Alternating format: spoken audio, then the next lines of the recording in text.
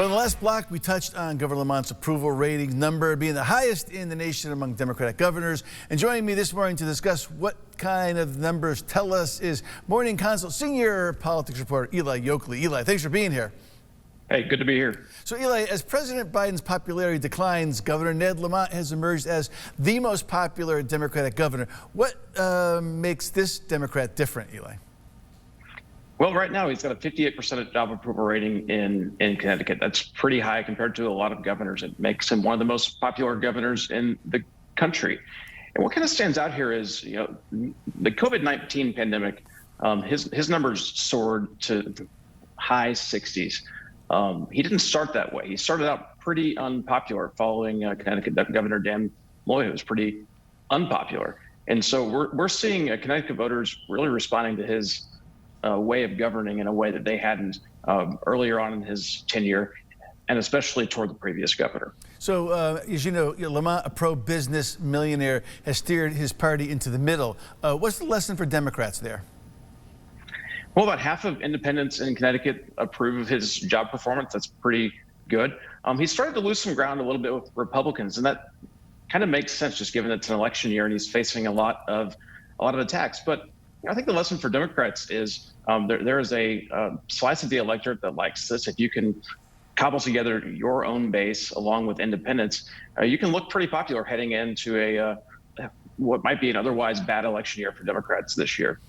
So Lamont has a higher approval rating, as you point out, than other Democrats, trailing only popular Republican governors in their popularity. Is there a path for a Republican to challenge Lamont here in Connecticut? I think it's tough. I think a Republican would have to switch over a lot of these independent voters who are still on Lamont's side. Look, over the past few months, we've seen Lamont's approval rating decline a bit from those highs that he reached after the COVID-19 pandemic. We've seen some of these ads that you guys were talking about earlier probably having some sort of an impact. A lot of this might be the economy just kind of tugging on views about him that were sort of boosted by his response to COVID. And some of this is just environmental. I mean, Joe Biden is underwater in Connecticut right now. That can't be great for Democrats, but governors typically are able to separate from that kind of national political environment. I think the challenge for Republicans there is whether they can tie the two of them together. So if Lamont wins convincingly this November, is it time to consider him a national leader for the Democrats? I think that's a big question for him to decide. I mean, a lot of governors that win in blue states that can raise a lot of money for other governors across the country to help win have been elevated, like the previous governor, for example.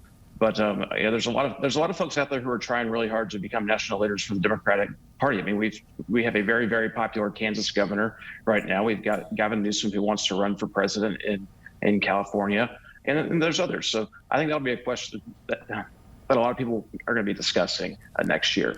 So you lead me into my last question. It is interesting to note that Lamont is more popular in his state than other governors said to be considering a run for president, like Youngkin, Newsom, and DeSantis. What's going on with that?